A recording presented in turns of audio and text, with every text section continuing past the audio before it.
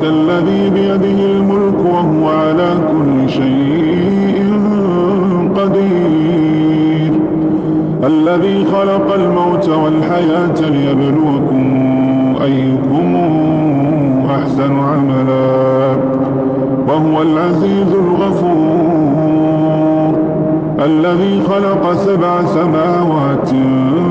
طباقا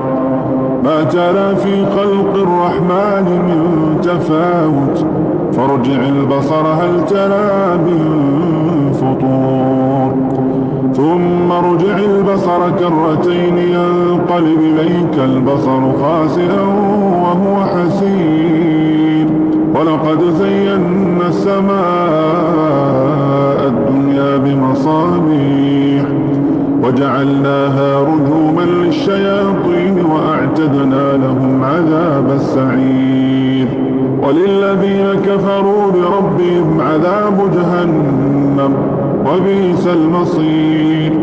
إذا ألقوا فيها سمعوا لها شهيقا وهي تفور تكاد تميز من الغيظ كلما ألقي فيها فوج سألهم خزنتها ألم يأتكم نذير قالوا بلى قد جاءنا نذير فكذبنا وقلنا ما نزل الله من شيء إن أنتم إلا في ضلال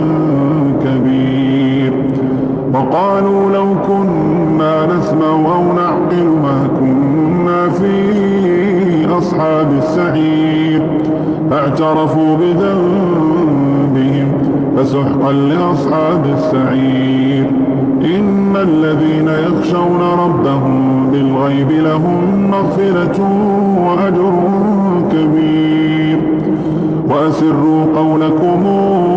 أو اجهروا به إنه عليم بذات الصدور ألا يعلم من خلق وهو اللطيف الخبير هو الذي جعل لكم الأرض ذلولا فامشوا في مناكبها وكلوا من رزقه وإليه النشور آمنتم من في السماء أن يخسف بكم الأرض فإذا هي تمور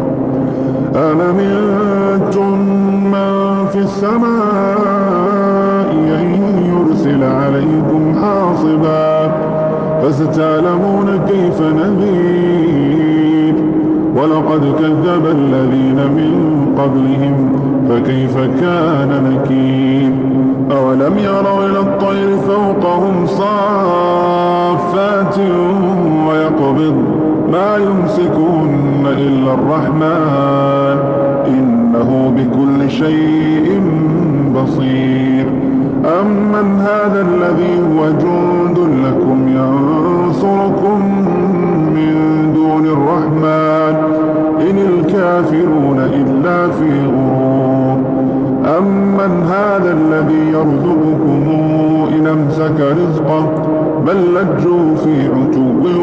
ونفور أفمن يمشي مكبا على وجهه أهدى أمن يمشي سويا على صراط مستقيم قل هو الذي أنشاكم وجعل لكم السمع والأبصار والأفئدة قليلا ما تشكرون قل هو الذي ذراكم في الأرض وإليه تحشرون ويقولون متى هذا الوعد إن كنتم صادقين قل إنما العلم عند الله وإنما أنا نذير مبين فلما رأوا زلفة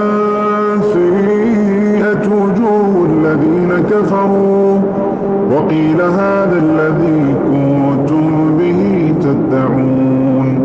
قل أرأيتم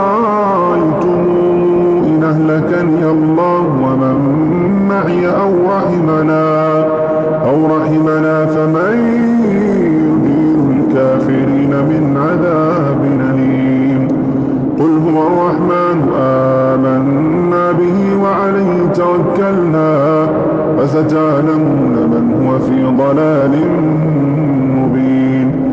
قل رأيتم إن أصبح